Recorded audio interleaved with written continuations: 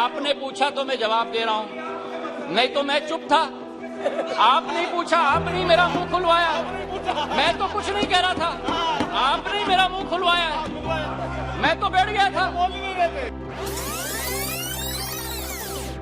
मोदी सरकार में केंद्रीय नागर विमानन मंत्री और कभी कांग्रेस के सबसे भरोसेमंद सिपहसालार रहे ज्योतिरादित्य सिंधिया कांग्रेस और उसकी नीतियों पर खूब गरजे।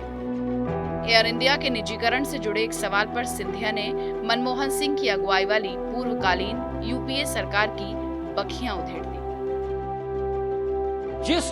दोनों कंपनियों की कल्चर अलग, उनकी विचारधारा अलग, उनकी एम्प्लॉइज की रिटेंशन प्रोग्राम अलग, उन दोनों कंपनीज को आप मर्ज करते हो तो जो दो कंपनीज प्रॉफिट मेकिंग कंपनीज थी 2005 में, जिस साल मर्जर किया गया उस साल से 3,300 करोड़ का लॉस बनाने की शुरुआत की गई।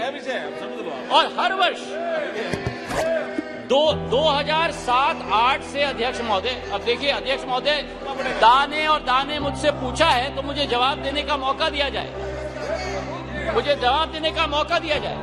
2007-8 से 2020-21 तक हर साल 3,000 से 7,500 करोड़ का लॉस, 85,000 करोड़ रुपए का loss combined merger Air India का, acquisition of 111 aircraft, return sale of 5 B300 aircraft, 777 B300, 15 in excess, merger of two companies with totally two different cultures, two different visions, two different employment retention programs, and you result in 20 crore का loss प्रतिदिन, 7,500 का loss. आंकड़ों के जाल में ज्योतिरादित्य सिंधिया जब कांग्रेस पर चुन चुन कर हमले कर रहे थे, तब कांग्रेस अध्यक्ष सोनिया गांधी, राहुल गांधी और लोकसभा में कांग्रेस के नेता अधीर रंजन चौधरी उनके सामने बैठे थे। बस फर्क इतना था कि कुछ साल पहले तक उसी पंक्ति में बैठने वाले सिंधिया इस बार सत्तारूढ़ खेमे की ओर थे और कांग्रेस के बचाव की जगह उसी यूपीए सरकार की पोल खोल रहे थे, जिसमें कभी वो खुद भी मंत्री रहे थे। शायद बीजेपी में शामिल होने के बाद संसद में ये सिंधिया का सबसे रौद्र रूप था। अब इसके आगे सुनिए अध्यक्ष महोदय, अब अध्यक्ष महोदय, इसके साथ साथ जो लिबरलाइजेशन किया गया, आपने पूछा तो मैं जवाब दे रहा हूं, नहीं तो मैं चुप था। आपने पूछा, आपने मेरा मुंह खुलवाया, मैं तो कुछ नहीं कह रहा था। आपने मेरा मुंह खुलवाया, मैं तो बैठ गया था।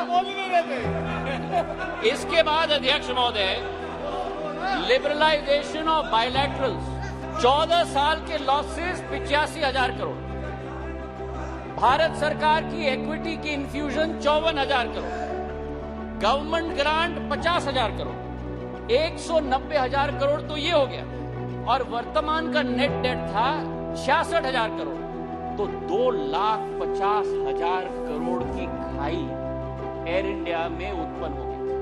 और ये पैसा भारत सरकार का नहीं है, ये पैसा भारत के 135 करोड़ जनता का पैसा है। और हमारे प्रधानमंत्री ने निर्णय लिया कि हमारे प्रधानमंत्री ने संकल्प किया कि इस घाटे को बंद करना ही होगा और इसका विनिवेश करना ही होगा, ताकि भारत सरकार और भारत की जनता का पैसा का संरक्षण किया जाए और उसका सदुपयोग किया जाए, उज्ज्वला के लिए, राशन के लिए, सड़कों के लिए, जल जीवन के लिए, आम जन के लिए। और इसलिए अध्यक्ष महोदय, इस कंपनी का विनिवेश किया गया।